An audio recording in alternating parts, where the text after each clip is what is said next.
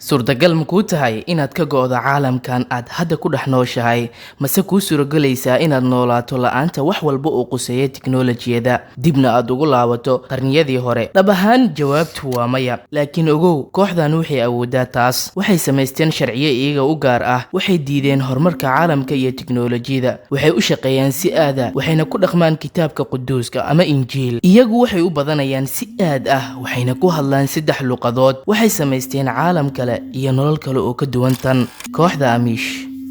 Assalaamu calaykum. Sheekada dadkan waxay soo bilaabanaysaa qarniyadii dhexe kadib markii nin lagu magacaabo Aman Yacquub oo ah nin u dhashay dalka Switzerland aaminsan diinta Masiixiga uu aasaasay kooxdan isaga oo sheegay in dadku ay ka tageen diintooda Kirishtaanka waxayna halkaa ka bilaabeen noloshii qarniyadii hore oo kale waxay ku dhaqmaan dhammaan sharciyada kitaabka quduuska ama Kirishtaanka iyaga oo sheegay in noloshu ay tahay mid fudud tiknoolajiyada iyo horumarka caalamkuna uu ka mashquulinayo waajibaadkooda ma isticmaalaan wax gawaari ah beddelkeedna waxay adeegsadaan fardo iyo baaskiilo sidoo kale halkan kama jirto wax koronto ah maalinkii iftiinka cadceeda qoraxda habeenkiina faynuus telefoon warkiisa daa inkastoo uu jiro hal telefoon oo ka dhaxeeya dadka oo dhan ka oo la adeegsado xilliga ay soo kororto arrin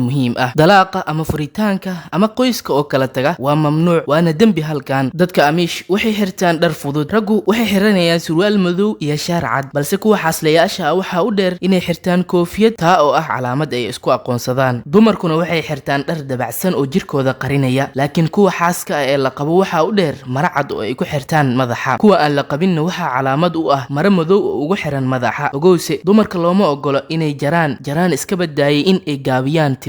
ragguna waxaa mamnuuc ka ah inay jaraan ama ay gaawiyaan garkooda caruurta halkan waxaa loo guuriyaa marka ay gaaraan da'da 15 waxaana qofku u furan inuu halkan ku noolaado ama isaga tago laakiin badankood waa kuwa halkan ku nool sababtoo ah ma jecla inay ka fogaadaan waalidkooda reer Amish waxaa mamnuuc ka ah dhageysiga muusiga iyo sawirka oo ay aad u dhibsadaan sidoo kale in qofka lagu qasbo waxbarashada waxaase jiro sharci ay samaysteen sanadkii 1972 ka oo ahaa in qofka aan lagu qasbi karin waxbarashada cabida qamrada aadista meelaha lagu jaaso waa mamnuuc halkan waxay ku hadlaan 3 luqadood kow Pennsylvania Dutch luqad iyaga gaar u ah oo ay isku fahmaan marka ay guriga joogaan labo High German luqad ama hadal ay u adeegsadaan cibaadada iyo salaadaha 3 luqada Ingiriiska iyadu waxay ku hadlaan dhinaca waxbarashada iyo marka uu soo booqdo qof dibadda ka yimaada tiradoodu waxa lagu qiyaasaa 350,000 waxayna u badanayaan si aad ah celcelis ahaan gurigii waxa ku nool 6 ilaa 9 qofood kooxdan kaliya ma degaan dalka Amerika balse waxay degaan qaybo kamid ah dalka Canada kooxdan waxay sameeyaan howl gacmeedyo sida inay ka shaqeeyaan alwaaxyada oo ay sheegeen inay ka soo gaareen Nabi Ciise waxayna aad diirada u saaraan kaalmeynta joogtada ah waxayna aaminsan yihiin inay tahay guusha nolosha sidoo kale dadkan waxay sameysteen baarlamaan yar oo lagu magacaabo Old Order oo ay kaga tashadaan arrimahooda khaaska ah waxayna mar walba dhahaan nolosha bulshada iyo horumarka caalamka in ay ka dhigayso kuwa ka fogaada Allah haddaba daawada muuqaalkeeni inta ayuu ku egyahay waa ku mahadsantahay daawashada muuqaalkan wixii ra'yi fikir ah qaybta commentiga mahadsanid